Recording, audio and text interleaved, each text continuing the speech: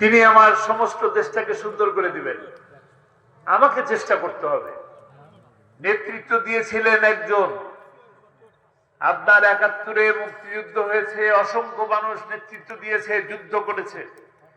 তারা গোটা বাংলাদেশের প্রতিটা ইঞ্চিকে, যে মুক্তিযোদ্ধারা যুদ্ধ করেছেন তারা বাংলাদেশের ৫৫,০০০ বর্গ মাইলকে নিজের ভূমি মনে করেছে।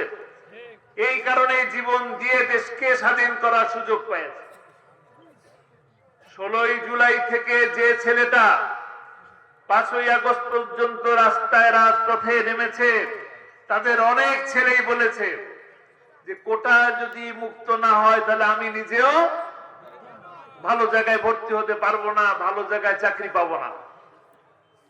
গোটা বাংলাদেশকে যখন নিজের মনে করতে পারবেন, তখন আপনি আপনার ঘরটাকে যেভাবে পরিষ্কার রাখেন, ঠিক তেমনি ভাবে গোটা বাংলাদেশও পরিষ্কার হবে। আপনি যখন আপনার ঘরের মধ্যে ন্যায় বিচার প্রতিষ্ঠা করবেন, তখন আপনার সমাজে, আপনার গ্রামেও ন্যায় বিচার প্রতিষ্ঠা পাবে। যেদিন আপনি আপনার গ্রাম, আপনার জেলা ন্যায় বিচার প্রতিষ্ঠা পাবে, সেদিন গোটা বাংলাদেশ সোনার বাংলা হবে ইনশাআল্লাহ। আমরা সেই সোনার বাংলা চাই। সোনার বাংলা করার জন্য যে আল্লামা সাঈদীকে ভালোবাসেন, যে আল্লামা সাঈদীর জন্য এখানে বসে আছেন, সেই আল্লামা সাঈদীর একটা স্বপ্ন ছিল। কি স্বপ্ন? কোরআনের রাজ। তিনি মাহফিলের শেষেই কথা বলতেন, কোরআনের রাজ প্রতিষ্ঠা পেয়েছে এই দৃশ্য দেখে আমার যেন মৃত্যু হয়। কোরআনের রাজ প্রতিষ্ঠা হয়েছে এই দৃশ্য কি তিনি দেখতে পেরেছেন? এখন কোরআনের রাজ প্রতিষ্ঠা করার দায়িত্ব কার? আমাদের। সেই কোরআনের রাজ প্রতিষ্ঠা করার জন্য আমাদের কিছু কাজ করা দরকার।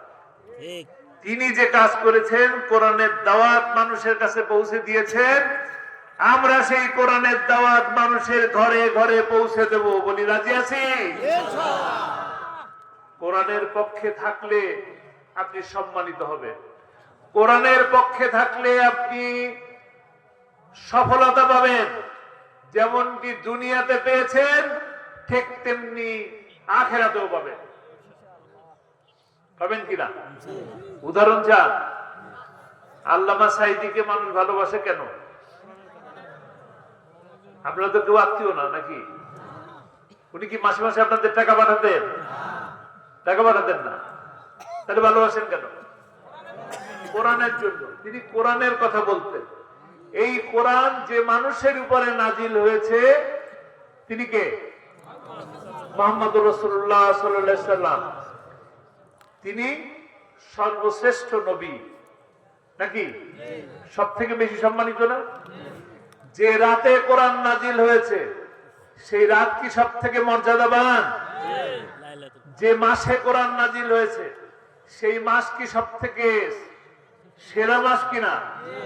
সওয়াবের মাস কিনা? বরকতের মাস কিনা? মাগফিরাতের মাস? একটা মাসকে আল্লাহ তাআলা সম্মানিত করেছেন।